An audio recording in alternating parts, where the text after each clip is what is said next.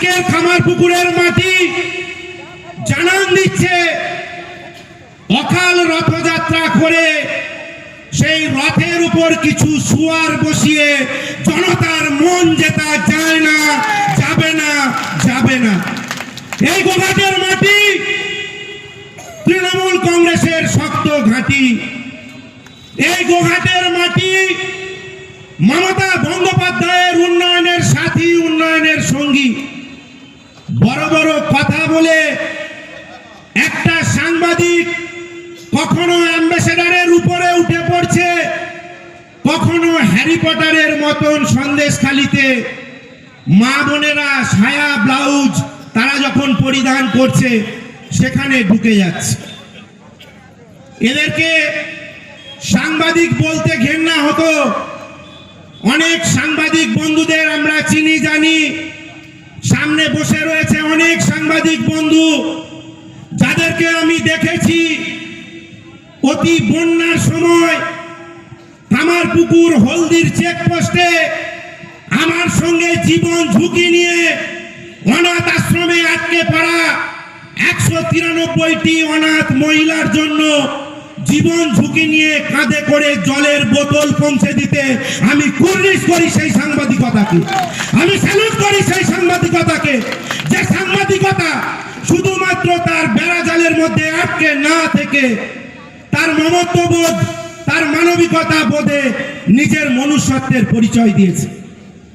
আর আমরা দেখলাম আর বাংলার একজন সাংবাদিক, তিনি জুম্মা 8 দিন অমিত শাহের পা ধরে বিজেপিতে যোগদান করে কামারপুকুরে কালকে এসে বলছে যে আমি কামারপুকুরের ভূমিপুত্র, আমি কামারপুকুরের সমস্ত কিছু জানি, আমি কামারপুকুরের পৌরসভার উন্নয়ন নাকি আমি করে দেব।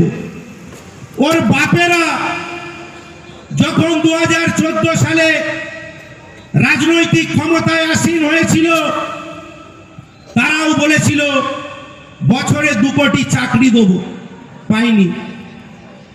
তারাও বলেছিল প্রত্যেকের অ্যাকাউন্টে 15 লক্ষ করে টাকা দেব।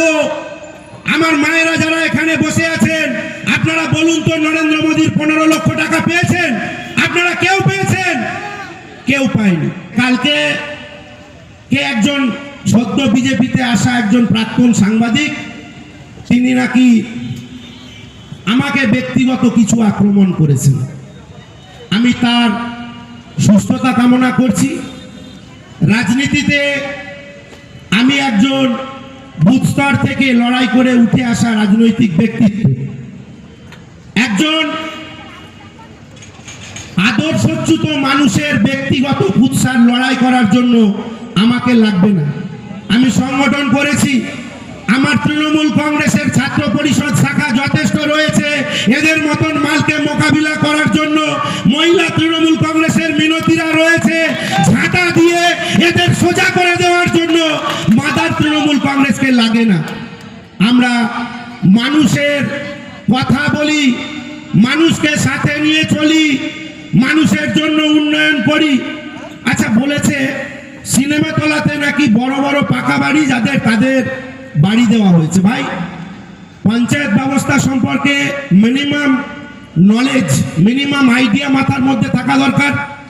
কামারপুকুর গ্রাম পঞ্চায়েতে 3 জন বিজেপির সদস্য রয়েছে, তার মধ্যে তোমার বিজেপির একজন সদস্য যার নিজের বুথ 10গড়া সিনেমাতলা, সেই বিজেপি সদস্যের বুথে যদি কোনো বাড়ির সমস্যা হয়ে থাকে দায় কার?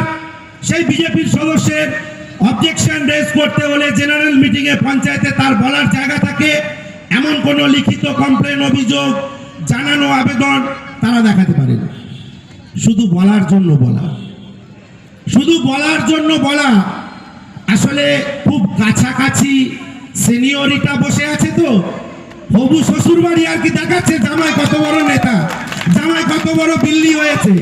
ভাই, একটা খুচরো উপদেশ দিই, মানুষের জন্য কাজ করো। নিউনুর সোফা সেন্টার। এখানে সমস্ত রকম সোফা পাইকারি ও রিটেলে বিক্রয় করা হয়। সমস্ত সোফা নিজস্ব কারখানায় তৈরি করা হয়। প্রোপাইটার হানিফ হোসেন খাঁ ও রুহুল হোসেন খাঁ, বড়ডোঙ্গল হাটতলা সিনেমা হলের সন্নিকটে, হুগলি। যোগাযোগ 7797170093 এবং 9382003105।